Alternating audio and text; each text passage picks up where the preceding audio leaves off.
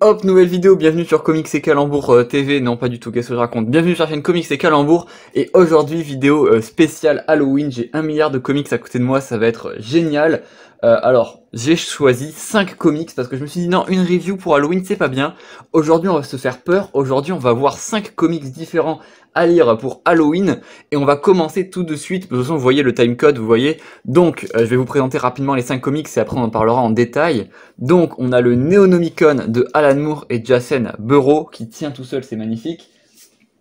On parlera aussi ensuite, c'est dur à dire aussi ensuite, de The Walking Dead évidemment, parce que The Walking Dead c'est quand même un grand classique finalement, ça tient pas, ça tient pas, ça tient, c'est génial. On parlera aussi, c'est pas dans l'ordre, hein, mais voilà, de Death, The Time of Your Life, évidemment. J'ai les singles en VO, je vous les montre parce que je flex, évidemment, mais c'est dispo dans l'intégrale Death de chez Urban Comics. Et on parlera ensuite de This is the War of the Undead Gods, et je me rends compte que ça fait que 4 parce que le dernier ce sera le top 1 évidemment. Je vais vous le laisser, la cover est vraiment magnifique. On parlera des 2 premiers tomes en VF et du coup du tome 3, enfin de la saga numéro 3 qui sort en VO actuellement, que je suis en train de lire là, je les ai lus hier, c'est une masterclass, donc il faut que je vous en parle. Et on parlera aussi ensuite de Hellblazer Hard Time, qui est le pire comics, je crois que j'ai lu niveau horreur, et pourtant je lis quasiment que de l'horreur, donc je sais plus ou moins de quoi je parle. Ça mon gars, c'est une horreur. Alors, on va commencer directement par le Neonomicon de Alan Moore, c'est mon top 5. Alors, c'est peut-être un qui fait... Niveau horreur, vraiment, c'est niveau de l'ambiance que ça va faire peur, c'est très très dark, mais les autres en fait sont tellement un petit peu au-dessus que voilà. Ce qui est bien avec le Neonomicon de Alan Moore, c'est que ça se place dans la continuité de l'œuvre de l'œuvre du mythe Lovecraftien. Voilà le nombre de références si vous les avez. Donc si vous connaissez pas les œuvres Lovecraftiennes, c'est grosso merdo la continuation de ces 3 livres. Donc on commence en 1848 à peu près avec les nouvelles extraordinaires de Edgar Allan Poe, traduit par Baudelaire d'ailleurs, que j'ai acheté à 2,50 € chez Gibert. Ensuite on a les 2 gros piliers qui sont du coup Robert William Chambers avec Le Roi en jaune, qui du coup c'est 1885 ou 95, un truc comme ça, et du coup qui inspirera directement Lovecraft évidemment pour le mythe de Cthulhu, l'appel de Cthulhu et tout le cycle finalement de Cthulhu. Et ensuite de ça, donc Alan Moore que vous connaissez bien pour V pour Vendetta, Watchmen, je vais pas vous présenter, qui est Alan Moore quand même, mais voilà, il va continuer avec le Neonomicon. Donc le Neonomicon c'est quoi? C'est un recueil de magie noire, de culte satanique, de choses très joyeuses comme ça, mais qui n'existe pas en fait. C'est un livre qui est fictif, qui est mentionné d'ailleurs dans le cycle de Cthulhu et je crois dans Le Roi en jaune, ou dans un habitant de Carcosa, je sais plus, mais en tout cas c'est mentionné plusieurs fois dans la mythologie Lovecraftienne. Et là, du coup, on va suivre un enquêteur comme ça, qui va du coup enquêter finalement. Ça c'est assez sympa. Non mais qui va enquêter voilà sur une secte qui s'appelle Laclos. Et alors déjà ça, ce mec-là, en fait le nombre de références à l'œuvre Lovecraftienne, déjà ce mec c'est directement une référence à Carcosa, qui est une nouvelle qui a inspiré Robert William Chambers pour Le Roi en jaune. Enfin voilà, c'est l'habitant de Carcosa. Et ensuite, alors c'est très très cru, je sais pas si je vais pouvoir tout vous montrer, mais du coup il va y avoir une secte qui voilà comme ça avec un espèce de démon qui va faire des trucs. Alors c'est ultra, là je vous montre pas les pages, mais c'est ultra pas gore, mais comment vous expliquer, bah c'est dégueulasse quoi, franchement c'est dégueulasse. Là il va y avoir du sexe interespèce évidemment. Et du coup ouais non, Alan Moore c'est plutôt bien gérer les ambiances qu'il fait. Je vous en dis pas trop sur l'histoire parce que comme vous voyez c'est très on sait pas trop, on n'arrive pas trop à démêler le vrai du faux, qu'est-ce qui est réel, qu'est-ce qui ne l'est pas. On va avoir notamment à un moment donné un graffiti aussi en référence du coup à Carcosa qui va directement disparaître, enfin voilà. Et comme vous pouvez voir les dessins, c'est Jason Burrow au dessin, et c'est vraiment magnifique. C'est le gars qui a dessiné Crost, donc le mec qui s'y connaît en horreur. Et ce qui est très chouette, c'est le fait en fait que Alan Moore, comment vous expliquer ça sans trop vous spoiler, donc en fait la mythologie Lovecraftienne se base sur les anciens dieux qui sont des dieux venus du cosmos. En gros c'est de l'horreur existentielle, ça remet en cause la place de l'homme, c'est vraiment une horreur qui est cosmique en fait, c'est de l'horreur cosmique exactement. Donc c'est un type d'horreur qui est très particulier, hein. Il y a beaucoup de gens qui accrochent pas, mais moi je kiffe, vraiment tu es là en mode mec je suis un humain, je ne sers à rien, enfin voilà, c'est ce genre de choses. Et là du coup Alan Moore, qui se veut canon dans cet univers hein, évidemment, va à la toute fin poser un nouveau pilier en fonction, enfin voilà, il va vraiment redéfinir les codes de l'horreur existentielle. À la toute fin, dans les dernières pages, on va comprendre quelque chose avec ces pages là notamment qui jalonnent tout le récit. Et voilà, franchement, je vous laisse découvrir la suite. On en fera peut-être une vidéo où je vous spoil et tout, mais là j'ai pas envie de vous spoiler. Je vous laisse découvrir la fin parce que franchement, ça redéfinit. Quand on est fan de l'œuvre de Lovecraft, ça redéfinit tout un pan entier de l'œuvre de Lovecraft par rapport à la vision et finalement à l'origine de ces anciens dieux ou nouveaux dieux, devrais-je dire finalement. Voilà, je vous en dis pas trop, mais franchement, Alan Moore s'est lâché et ça prend extrêmement bien, vraiment. C'est super bien joué à lui. Franchement, j'ai adoré. Et évidemment, il a réussi à faire cela tout en ayant un récit qui est très gore, très violent et très violent dans le physique aussi. Donc franchement, c'est génial. On va passer directement à la suite, à Death, The Time of Your Life. Alors ça, c'est vraiment une énorme masterclass aussi, pardon. Donc on va suivre l'histoire de Hazel et Fox, qui sont du coup les membres d'un groupe de musique qui sont en tournée. Voilà, donc c'est des rockers, ils sont en tournée et ça marche plutôt bien pour eux, ça marche même plutôt vraiment bien pour eux. Sauf que leur enfant, du coup, Fox, si je me souviens bien, je l'ai pas relu il y a longtemps, mais c'est vraiment un récit qui est assez lourd, donc j'avais pas envie de... Genre vraiment, c'est le genre de truc qui te fait vraiment bader. Vous pouvez voir déjà, c'est extrêmement resserré les dessins. Là, c'est le numéro combien? C'est le numéro 1. Donc ouais, ça doit être par là. Mais ouais, donc en gros, leur enfant, enfin du coup leur enfant, c'est pas leur enfant à tous les deux, mais leur petit enfant va avoir un accident. Et évidemment, quand quelqu'un meurt, qui c'est qui vient? C'est Death, sauf que du coup Hazel va faire un marché avec Death, il va lui dire bon le gosse il a 8 ans, tu le laisses tranquille, mais du coup tu lui laisses un sursis, mais quand tu vas revenir, tu prendras ma vie à la place, tu me prendras à la place, et c'est bizarre à dire dit comme ça. Ou sinon, pardon, la vie de Fox aussi, voilà, donc les deux se mettent finalement dans la promesse, et du coup quand elle reviendra, elle devra prendre la vie de l'un d'entre eux à la place de l'enfant, et du coup bah évidemment ça remet en question toute la valeur de la vie, enfin voilà, toute la pression aussi que peut exercer la société sur les gens, qu'est-ce qui les pousse à agir finalement et à s'accrocher à la vie, enfin franchement c'est un récit qui est quand même assez lourd, assez complexe, c'est Neil Gaiman qui l'a écrit. Donc franchement c'est assez chouette, c'est vraiment dans la vague Sandman mais encore plus dark, voilà, centré en plus autour de la mort, c'est assez sympa, moi j'ai vraiment beaucoup aimé ce récit. Donc en gros tout le récit, voilà, ça va, c'est un récit assez classique Sandman, jusqu'au tome 3, alors la pub, ne vous y fiez pas. Le tome 3 est absolument atroce, voilà. C'est vraiment, c'est full dépression, le tome 3, c'est un truc de bâtard, voilà. C'est full dépression, t'es là, enfin, c'est pas vraiment de l'horreur à proprement parler, mais t'es complètement en dépression. Donc voilà, c'est un autre style. On va voir à tous les styles d'horreur. On a l'horreur cosmique, on a vraiment l'horreur émotionnelle dans la détresse et le désespoir. On aura les zombies, voilà, parce que moi j'aime bien les zombies. Et en ensuite, on aura Hard Time avec l'horreur cosmique, le glauque, enfin pas l'horreur cosmique, l'horreur physique, le glauque, enfin dans Hard Time il y a tout, vous allez voir, ça c'est génial. Donc voilà, si vous aimez, si vous êtes un peu sensible au récit Sandman, je sais que c'est un peu à la mode, foncez sur ce récit, il est vraiment absolument... bah déjà il est très beau, franchement j'aime beaucoup les dessins. C'est sorti en 97, donc voilà, pour vous remettre un peu dans le contexte, donc les dessins sont vraiment plus ou moins très en avance, voilà, franchement c'est génial. Je vous conseille de le lire, vraiment si vous aimez Sandman, c'est vraiment... dans la vague de Sandman et vraiment c'est très émouvant, donc franchement c'est très cool. C'est un récit qui est assez lourd à lire un peu, c'est un peu dans la vague de Hellblazer, Bad Bloods pour ceux qui l'ont lu. Voilà, c'est ce genre de récit, en gros c'était des mini-séries du Vertigo où ils étaient là en mode leur but c'était de te faire chialer en fait si tu veux, donc voilà. Assez cool, vraiment très bon récit qui m'a marqué, donc je vous en parle, en plus je l'ai en VO donc je peux flex à volonté et ça c'est plutôt cool. Ensuite, qu'est-ce que je mets? Je vais mettre Deceased, parce que Deceased, alors je préfère honnêtement, en termes de qualité, je pense que je préfère le Neonomicon et Death, mais j'avoue que Deceased, voilà, j'avoue que Deceased c'est mon petit péché mignon. Alors, on parle de la 3e saga. Alors Deceased ça se compose en 5 sagas maintenant, donc on a la saga principale. Je sais pas comment appeler ça, c'est des saisons en fait presque. On a du coup le Deceased de numéro 1 qui est la saga principale, donc en gros c'est très simple, Darkseid va mettre la main sur la fameuse équation d'antivie, donc qui transforme les gens en anti-humains, donc en zombies, comprenez. Alors c'est Tom Taylor au scénario, Tom Taylor que vous connaissez évidemment, Dark Knight of Steel, Nightwing, évidemment Injustice, enfin le mec est extrêmement chaud, et Deceased hein, du coup, qui est quand même un putain de pilier. Alors c'est extrêmement violent graphiquement, voilà, c'est de la bonne horreur. Comme on aime, c'est voilà, c'est très cru, tout le monde meurt vraiment. Alors si vous aimez, alors là évidemment la page avec Constantine qui est juste absolument mythique, mais voilà, donc si vous êtes attaché à certains personnages, je vous dis tout de suite, voilà, il y a beaucoup de morts. En fait on voit quasiment tous les persos de DC Comics.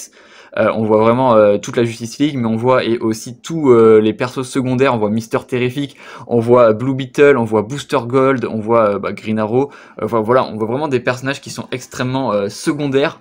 Donc ça meurt dans tous les sens. Voilà, ça c'est Titania ou Gigantia, je sais plus. On voit Black Lightning.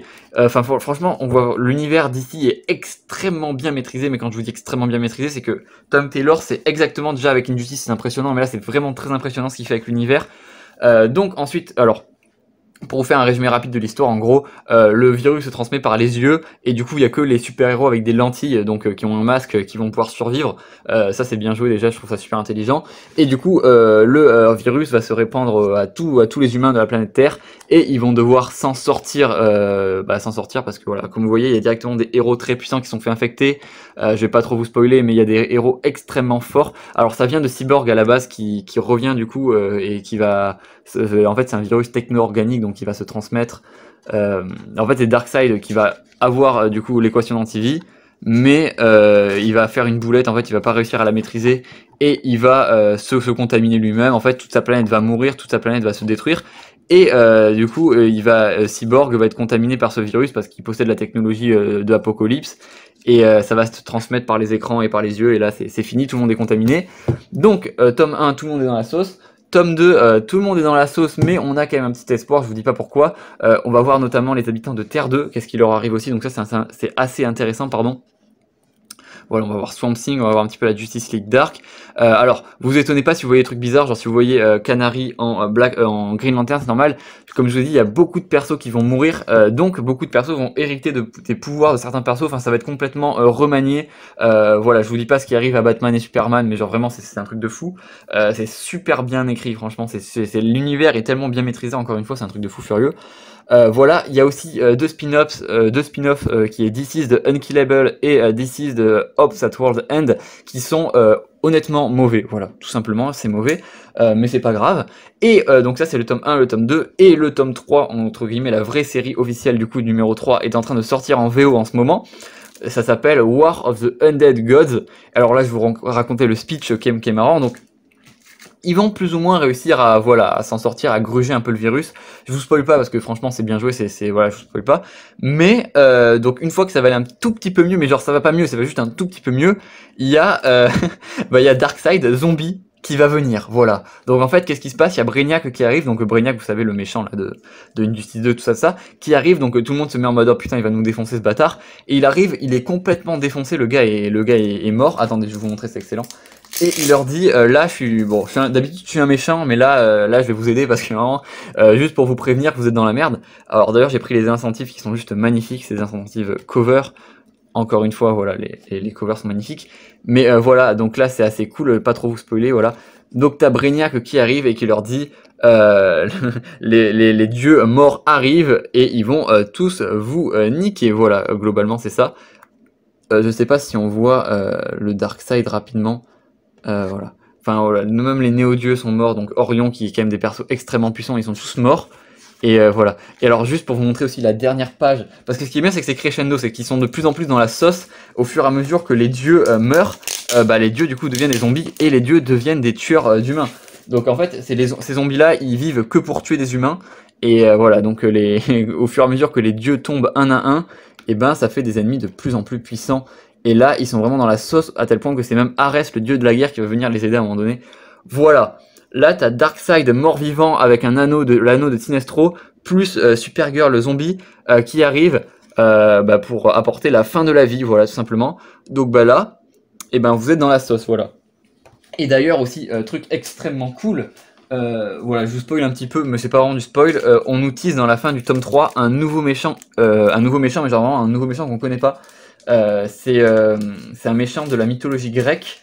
Donc voilà, c'est le dieu des enfers, un truc, enfin un équivalent de Hadès, une espèce de dieu des enfers, de dieu de la mort. Je crois que c'est le dieu de la mort. Je vais vous dire ça tout de suite. Tac, voilà. Alors on va regarder tous les deux, tous ensemble, pardon, tous les deux, n'importe quoi. Tac, je vous spoil pas parce que vraiment là c'est super intéressant, faut pas être spoilé. Mais voilà, c'est Erebos, voilà. Donc Erebos c'est un dieu de la mythologie grecque, il me semble aussi, un dieu de la mort, un dieu de l'apocalypse, un truc comme ça. Voilà, donc un nouveau méchant exclusif à l'univers DC Comics. Honnêtement, ça fait du bien parce que Darkseid et tout, moi je kiffe hein, évidemment, mais c'est vrai que c'est tout le temps les putains de mêmes méchants, même pour l'événement, le Dark Crisis, c'est encore les méchants, les mêmes méchants, c'est toujours pareil. Et là, Tom Taylor, il s'est dit, non, moi j'en ai marre de faire comme tout le monde, on va créer des nouveaux méchants, voilà. Et moi je suis très hypé quand il y a des choses nouvelles, évidemment. Donc voilà, après les zombies, place, et ben aux zombies, encore plus de zombies finalement. Alors attendez, parce que là, je vais avoir des problèmes de gestion de place, voilà. The Walking Dead, alors évidemment que vous connaissez The Walking Dead, soit pour la série évidemment de AMC, il me semble, financée par Georgia, qui est une entreprise d'investissement qui finance aussi Paladin, voilà, le jeu vidéo similaire à Overwatch. Voilà, je donne des infos pendant que qui ne servent pas à grand chose, je l'admets. Hop là, voilà. Alors, j'aime bien The Walking Dead. Déjà, je pense que ça peut se voir. J'ai des singles aussi en VO. Voilà, j'ai aussi du coup le Negan. Alors évidemment, il capitalise très fort sur Negan. Hein. Et le Walking Dead, l'étranger, qui vaut le coup pour la dernière page évidemment, parce qu'on apprend que le protagoniste a un lien de parenté avec un des héros. Je ne vous dis pas lequel évidemment. Ou alors, vous pouvez voir qu'ils sont très vieux parce que je les achetais dès qu'ils sortaient, à tel point que les logos Delcourt ne sont plus rouges, ils sont, alors lui il est rouge encore, mais les autres ils sont blancs. Voilà. Donc The Walking Dead c'est bien. Ah, on passe à la suite du coup, non c'est faux, j'ai pas sorti 35 comics non il y en a 33. Voilà, oh putain mais l'épilogue en plus. Mais quand j'ai pris le comics et que j'ai lu ça les gars, mais en fait j'avais des émotions très fortes, j'avais des émotions très fortes. Donc on va commencer avec le numéro 1 et on va tous les regarder un par un. C'est faux, on va pas faire ça. Alors attendez, là par contre ça va être un petit peu complexe. Voilà, alors désolé, on n'est pas trop dans l'ambiance Halloween avec cette vidéo parce que en fait je parle de trucs que j'aime donc du coup oh putain de merde. Voilà, let's go. J'aime beaucoup The Walking Dead, ça me tient extrêmement à cœur cette saga. Alors, The Walking Dead, c'est l'histoire de Rick Grimes qui va se réveiller du coma, sauf que au lieu que ce soit une infirmière bonne qui va le réveiller, c'est un coup de pelle, c'est pas vrai. Il va se réveiller, mais va se rendre compte que le monde dans lequel il survit est infesté de morts vivants, de zombies, effectivement. Et comme il dit, c'est la merde. Alors, c'est la merde, pourquoi? Pour plusieurs raisons, parce que les zombies, eh ben, ils veulent tuer les humains. Voilà. C'est une fine analyse de The Walking Dead évidemment, mais en réalité évidemment, bon j'arrête de rigoler, mais The Walking Dead vous le savez tous, c'est pas une saga de zombies, c'est une saga sur les humains. On va nous faire comprendre très rapidement que les vrais monstres, ce ne sont pas les zombies, ce sont bien les humains encore une fois. Alors on va y avoir plusieurs arcs très importants, donc l'arc où du coup ils seront à c'est Détroit la ville il me semble, après ils vont être dans une prison, il va y avoir du coup le gouverneur. D'ailleurs il y a un livre, je l'ai quelque part chez moi, il y a un livre spin-off, je vais essayer de le chercher, je reviens. Hop, voilà, on en parlait la dernière fois sur Discord de ce livre sur le gouverneur. Le lien du Discord est dans la description, évidemment. Et très honnêtement, alors la série, vous pouvez en penser ce que vous voulez, mais partez du principe que le comic n'est pas la série. C'est tellement différent, je vous jure. Ça n'a rien à voir. Ça va beaucoup plus vite. Il n'y a pas les épisodes qui sont longs où il ne se passe rien. Il se passe des trucs toutes les 30 secondes. Il y a tellement de trucs qui s'est passé en 33 épisodes que c'est ahurissant. Enfin, franchement, pour tout résumer, ça prendrait une vidéo de 6h30, vraiment, en parlant à la vitesse où je parle, vraiment. Robert Kirkman, du coup, le scénariste, a fait un travail de fou.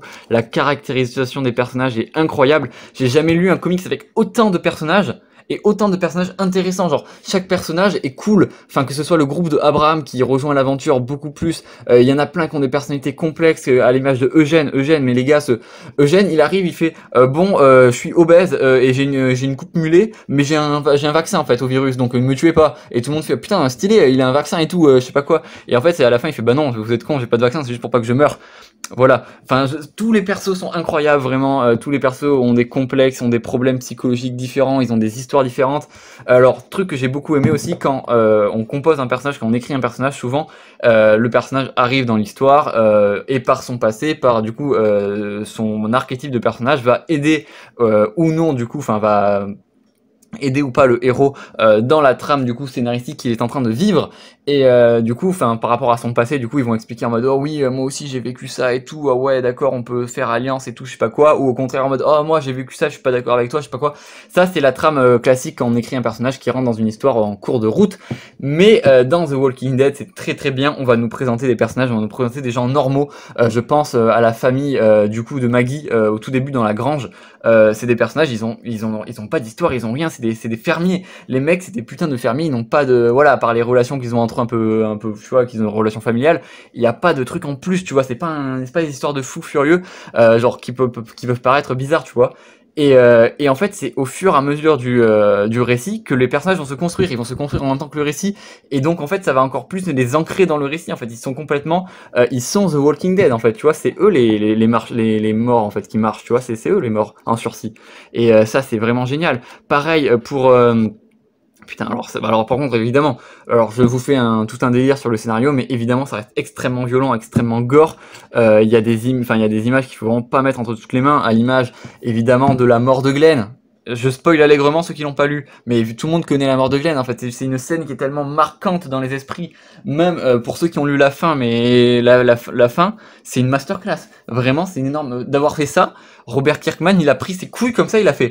Et genre il est arrivé chez Image Comics, c'est Image Comics, oui c'est ou c'est peut-être Dark Horse, je sais plus. Bon on s'en fout. Il est arrivé comme ça, il avait son scénario, il a fait tenez, c'est mon scénario, ça c'est mes couilles, et maintenant vous l'éditez. Enfin le mec est fou, j'adore, The Walking Dead, j'adore ça. Pareil, dans la, alors je vais pas vous spoiler, mais il tue des enfants. Let's go.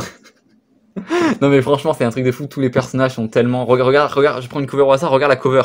Ah oui ça c'est quand ils découvrent les chuchoteurs. Ah ça oui, ils sont dans la boue comme ça. Ils sont, je sais plus il y a qui dans le groupe à ce moment-là, mais ils sont dans la boue. Et et t'as des zombies, ils font ouais attends il y a encore des mecs et tout, et je fais attends quoi bâtard, et t'as des zombies qui se mettent à parler et tout. En fait c'est des mecs qui mettent des masques de zombies parce qu'ils sont complètement tarés. Même je pense à, je sais pas pourquoi je repense à l'arc avec les cannibales.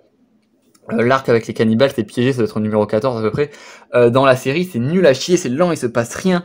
Alors que dans le comic, c'est tellement une masterclass. Enfin, tout est une masterclass dans le comics, vraiment. Lisez-moi cette énorme dinguerie The Walking Dead. Tous les personnages sont tellement bien construits, ils sont tellement sincères, c'est tellement des... Enfin, ils sont sincères, c'est des personnages qui sont vrais, c'est des personnages qui fonctionnent en fait, vraiment, c'est un truc de fou. Et du coup, toute cette non parce que je suis en train de tout refeuilleter tous les comics, je crois que je vais tout relire la saga en fait, il faut pas que je fasse ça. Mais cet ancrage des personnages dans le récit vraiment de manière profonde, ça fait que du coup on est déjà extrêmement investi, et surtout l'intrigue est ultra cool et l'horreur en est que démultipliée. Quand un de tes personnages qui a une histoire, un personnage que tu considères vraiment comme vraisemblable, vraiment qui marche bien, qui a des relations avec les autres personnages, et que tout d'un coup tu sais pourquoi il se fait défoncer il se fait broyer le cul par 4 zombies en fait, bah t'es là mais merde, putain c'est abusé tu vois, enfin franchement c'est fou, genre ça peut tomber sur tout le monde à n'importe quel moment, tout le temps. Au début de chaque comics, ah ça j'avais oublié mais il faut que je vous en parle aussi, au début de chaque comics t'as un résumé des personnages avec les gens qui sont morts et les gens qui sont pas morts, genre vraiment, genre ça peut tomber sur tout le monde. Et aussi un truc que je voulais noter, c'est que du coup dans le comics il a un bras coupé, genre il y a plein de détails dans le comics comme ça qui sont pas pu adapter dans la série, enfin c'était trop chiant, mais vraiment l'univers il est impitoyable, l'univers il est complètement impitoyable. Et je voulais aussi parler du personnage de Andrea qui est vraiment la best dans le comics, alors que dans la série du coup en fait ils ont remplacé Andrea par Michonne, en fait du coup la meuf à Rick, c'est Michonne dans la série, alors que normalement c'est Andrea. Et vraiment Andrea est bien plus cool tu vois, genre là par exemple c'est le moment où ils se sentent plus pétés et ils font une révolte en fait, sauf que Negan en fait il a 40 fois plus de personnes, il arrive, il met des coups de matraque et basta tu vois, c'est fini. Enfin vraiment, franchement, c'est très très cool. Ah oui, alors, mais c'est ce moment, mais alors, désolé, je discrète encore, mais t'as tout Rick qui lui fait un speech en mode, tu te rends pas compte de ce que tu fais ici, tu peux pas nous prendre toutes nos récoltes, je sais pas quoi, on pourrait tout régler, Negan, on n'arriverait sans doute pas à tout relancer comme avant, mais on pourrait se rapprocher, les gens pourraient vivre leur vie, les enfants grandiront dans un environnement sûr, on sera heureux tous, on pourrait reconstruire la civilisation, peut-être même faire 1000 fois mieux. Voilà, ça c'est Rick qui dit ça, et là t'as Negan, il fait, merde. Mais c'est vrai, on pourrait établir une zone de sécurité entre nos communautés, on pourrait faire des voyages en collaborant, ce serait facile à entretenir, on pourrait répartir les tâches entre les communautés, on pourrait faire tout ce qu'on veut, nourriture, matériel, construction et tout ça.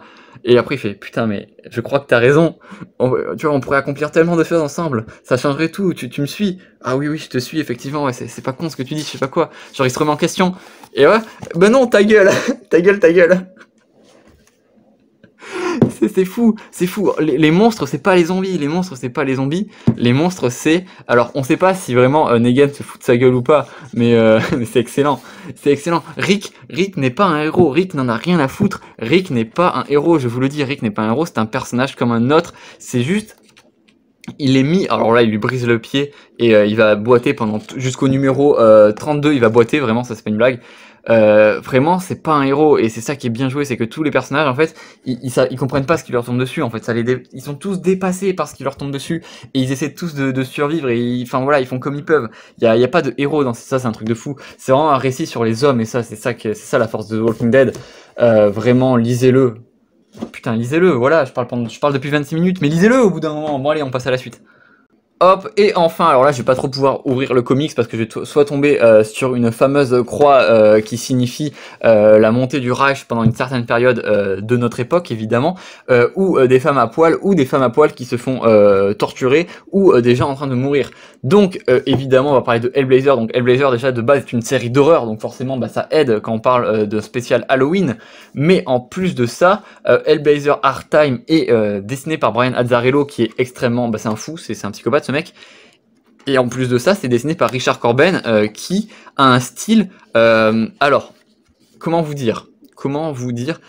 Alors, je peux juste pas tout vous montrer, donc voilà. Genre en mode, quand tu vois ça, tu sais que là, Constantine, c'est plus vraiment un héros et que l'ambiance va être bizarre, l'ambiance bazar bizarre, voilà. L'ambiance est chelou. Voilà, là, tu passes pas un agréable moment, vraiment, la lecture est extrêmement glauque. Là, en plus, le format est grand, c'est génial. Vraiment, c'est... Ah oui, c'est vrai qu'il y a un mec qui se fait bah, guillotiner la langue. Enfin, vraiment, l'atmosphère est glauque, on s'assuinte, ça pègue, c'est bizarre. Donc, Art Time, Constantine va être en prison dans la pire prison des États-Unis parce qu'il est soupçonné d'avoir tué quelqu'un. Enfin, il a tué quelqu'un, enfin... Il est soupçonné à ce moment-là, mais en fait, il a pas vraiment tué. Ça commence sur un mec qui dit ne me jugez pas parce qu'il est en train de se faire... voilà. Ça commence comme ça. Et ensuite, Constantine arrive en prison. Et comme je l'ai dit plusieurs fois dans mes vidéos, dans ce run-là, et dans tous les runs de Brian Azzarello, il n'y a pas de magie. Tout est explicable sans magie. Bon, sauf quelques trucs un peu bizarres. Donc, évidemment, le gang des... alors, c'est écrit un mot, c'est écrit le N-word, je crois. Je sais plus. En VO, c'est écrit le N-word, c'est sûr. Parce que t'as le gang des N-word, t'as le gang des nazis, t'as le gang des homosexuels, enfin t'as plusieurs gangs dans la prison comme ça, évidemment. Et du coup, lui, il arrive, il a pas de gang, évidemment, parce qu'il est tout seul. Et là, il est dans la douche comme ça avec les homies. Sauf que, oh là là, oh, il fait glisser la savonnette. Sauf que c'est marrant à dire comme ça, c'est marrant. Mais en fait, bah du coup non, c'est pas drôle.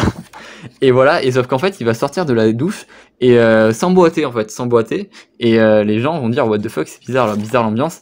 Et en fait, voilà, le diable était descendu en enfer, voilà. Donc en fait, il va alors hop, voilà, comme il y a des croix un petit peu bizarres, arrêtez. Non, en fait, il y a des voilà.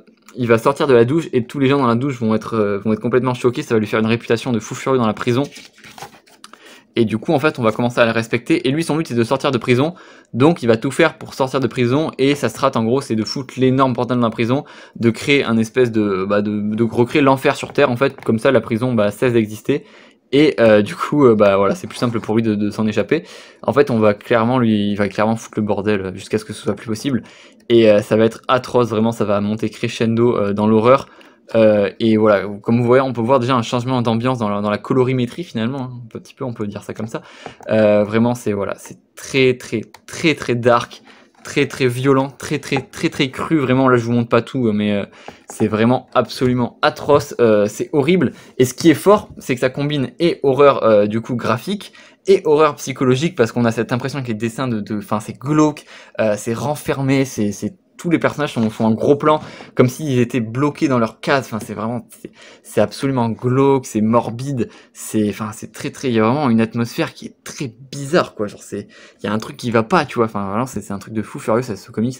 Je vous invite vraiment à vous plonger sérieusement dans le récit, à le lire, comme ça, vous le lisez. Il est dans l'intégrale numéro 1 ou 3, je sais plus, de Urban Comics, mais le run Hard Time est vraiment très spécial, et je vous invite vraiment à vous plonger dedans, comme ça. C'est claustrophobique presque, vraiment, c'est comme dans une prison, t'es complètement enfermé, et voilà, déjà Warren Ellis, dans son run enfermé, justement, avait bien retranscrit cette sensation, mais là, avec les personnages qui ont des grosses têtes comme ça, c'est encore pire.